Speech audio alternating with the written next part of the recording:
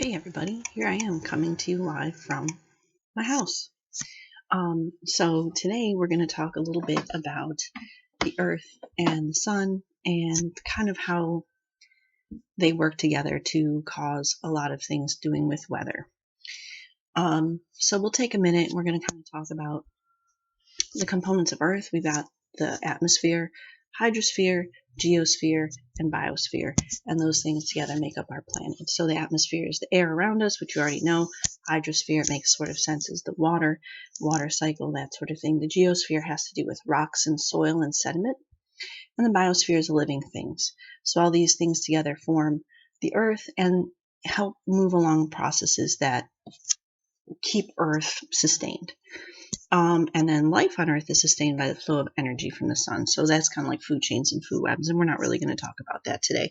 And I think that you guys are familiar with that. That's not too hard. Yeah, it's still me, even though my hair is shorter. So let's just look at these four main components, which we've kind of already talked about, but let's kind of look at them. So we have our atmosphere, and we've talked about the layers of the atmosphere. So the troposphere is where we are right now. It goes up 17 kilometers. I know, metric system. This is where weather happens. So as we're talking about weather, this is where weather occurs. It contains the air we breathe, and where we are right now, it's about 78% nitrogen, 21% oxygen, and 1% other gases like greenhouse gases, such as water vapor, CO2, methane. And there are, of course, other gases in our atmosphere like hydrogen, helium, sulfur dioxide. Like they're in very, very, very, very small amounts, but they're there.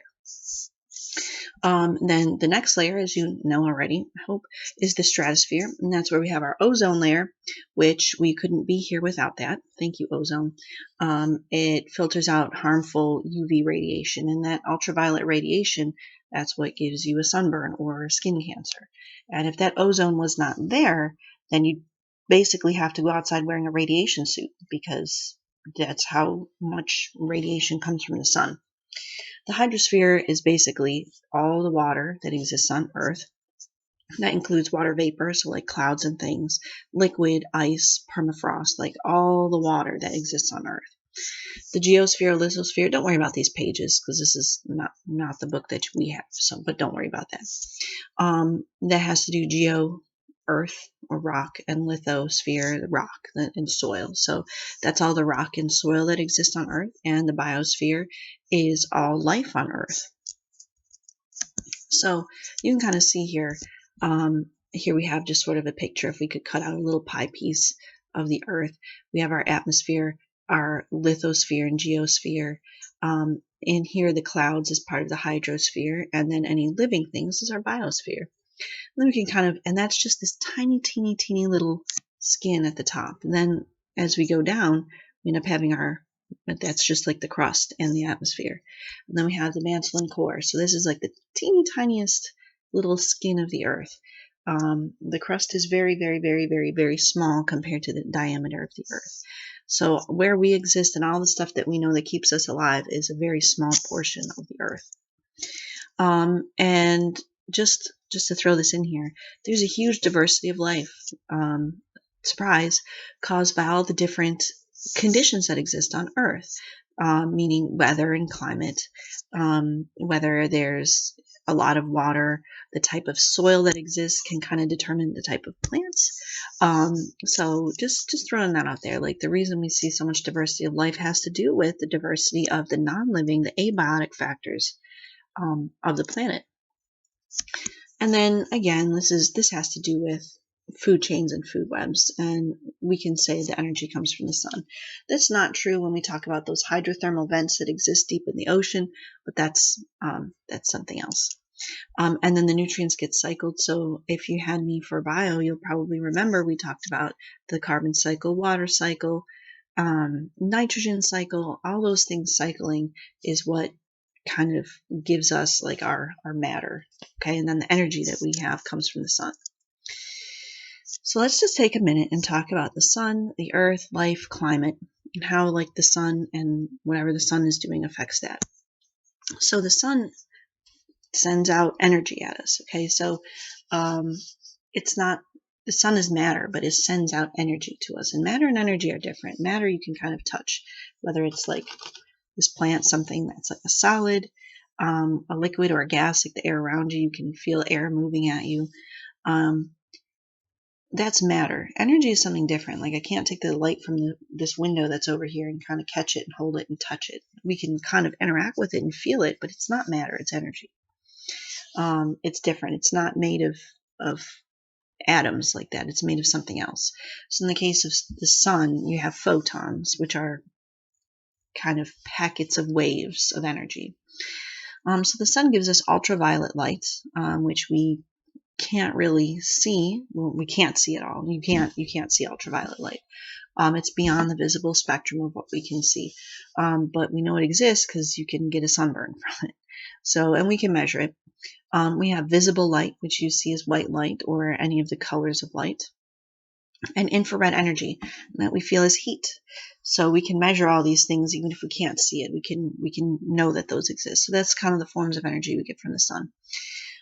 So this radiation from the sun, it's absorbed by the ozone and other atmospheric gases. Some of it's absorbed by Earth, like the infrared energy is absorbed by the Earth. You can touch the ground on a sunny day and it's hot. Some of it's reflected by the Earth. Like if we have something shiny, you can reflect light. Like check out my glasses right now. They're reflecting the screen right now. So some of the light and heat from the sun gets absorbed by the Earth. Like if you're wearing like a dark colored shirt on a day, you can tell that the heat gets absorbed because it feels hot. Some of it's reflected. Like you see my glasses. Well, I mean, think of the ocean. It's going to reflect some of that light and energy back. And some of it is radiated from the atmosphere's heat. So some of it is just lost back to space as heat.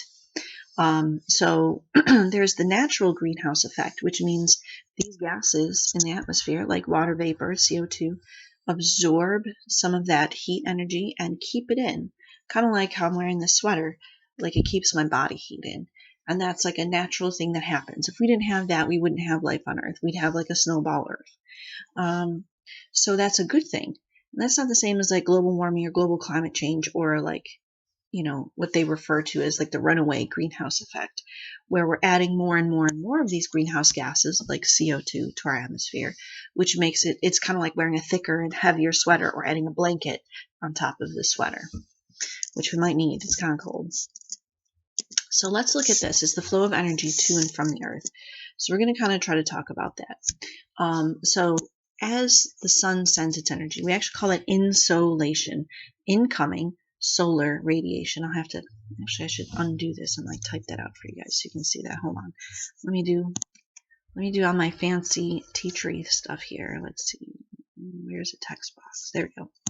We'll add this up here so you guys can see. So insolation. It looks weird, but that means incoming solar. Hold on, we'll capitalize where we get these letters from. Incoming, girl, solar radiation.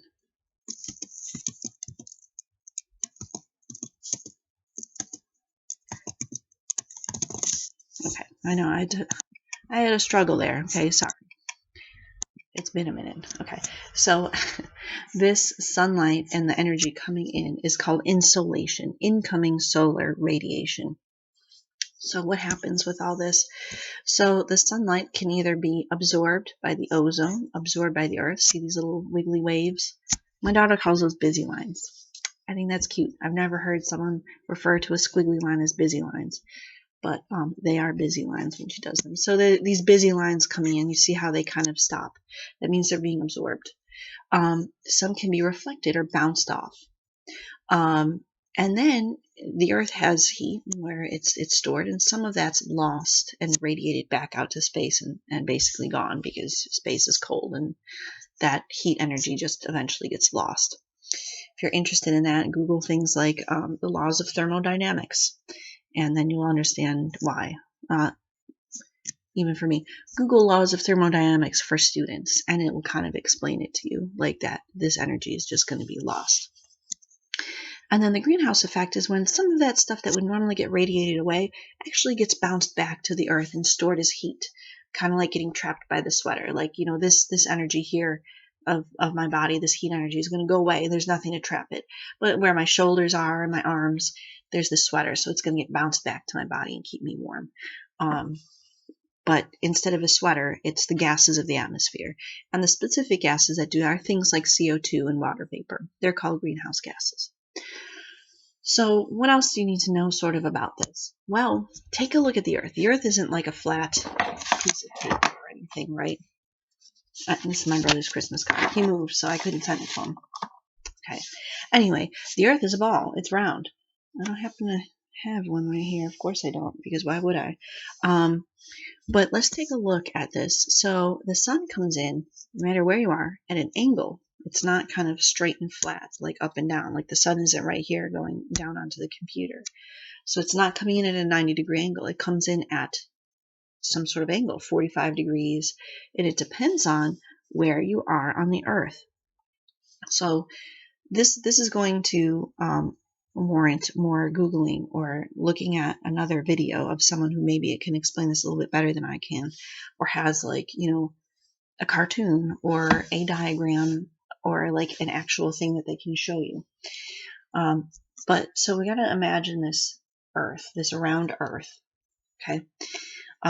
If you're the sun and you're like over here, hi, okay, that's the sun. Let's say my head's the Earth.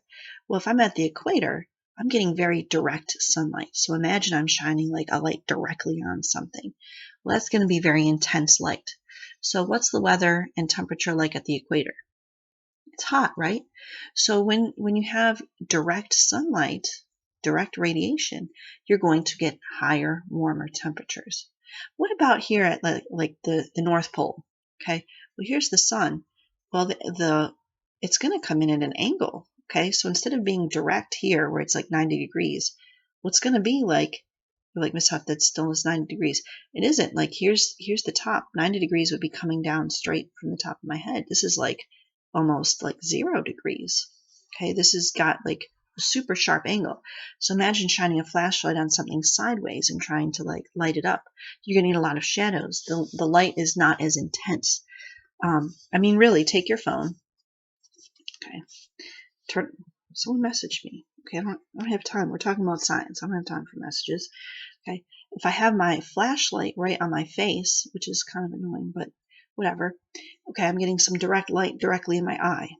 But if I've got this up at the top of my head, well, you can see the light's not really direct, or it's not really that bright at the top of my head because it's kind of coming at an angle like this. So my point is, okay, here's the point in case you're like, I don't get it. I'll try to be more direct. At the equator, you're getting direct sunlight, like 90 degree. You're getting very direct sunlight. And at our equator, we have very high temperatures. Why? Because we're getting a lot of direct sunlight most of the year. At the poles, the sunlight is indirect. It comes in at a very low angle. So the sunlight isn't direct or harsh. So what's it like at the poles? Cold, because we're not getting that direct, intense sunlight. That's why it's cold at the poles and warm at the equator. Because direct sunlight, indirect. Okay, like a very sharp angle, very direct angle. Okay, that's why. You can definitely look up YouTube videos about sun angle and that sort of thing if you're like, I'm not getting it, or look up pictures. But basically, this causes the Earth to be heated unevenly. Hot here, cold here.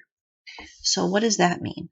That's going to cause things like like what we would call prevailing winds to happen over the Earth, and we call these cells. So we have these high temperatures here all the time, cold here all the time, and we have the atmosphere. So it likes to kind of circulate. Remember, we want to kind of end up with even temperatures. So we end up having these winds that kind of occur in places across the planet, and we always have them. Like they're always the same. They go in the same direction. The warm air rises, cools, and sinks, and so we end up having like this cell of air that kind of continually circulates around. We have ones that are near the equator. We have ones that are kind of in between, like the middle part, and we have like the polar ones up here. So that's what causes these prevailing winds and can cause things like biomes to form in certain parts of the earth that affect climate and weather across the entire earth. And that's why we have like tropical rainforests only found near the equator, because that's where the most intense sunlight is. That's where we're going to get intense rains because of these prevailing winds, which is caused by the angle of the sun that's coming in. So yeah, it was kind of like, oh, okay, well, there's a lot there. You're not going to need to memorize like these prevailing winds or anything like that. But what you do need to know is the angle of the sun affects the temperature that exists in that part of the world, which is going to affect climate. Okay, well, that's all I really wanted to talk about with that. And then you kind of looked at the angle of the sun and like the rotation and revolution of Earth, so you kind of have an idea of why we have seasons, why we have day and night, and why certain parts of the Earth are hotter and why others are colder. And it has to do with Earth's place in space and how Earth moves relative to the sun and the angle of Earth relative to the sun. So there's a lot of stuff going on there. That's why we need to know those things, and hopefully that helps.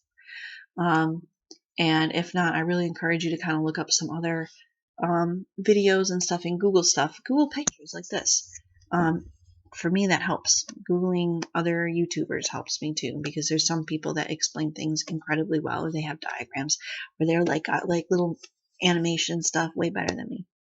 So that's all for this little bit, and I will see you later.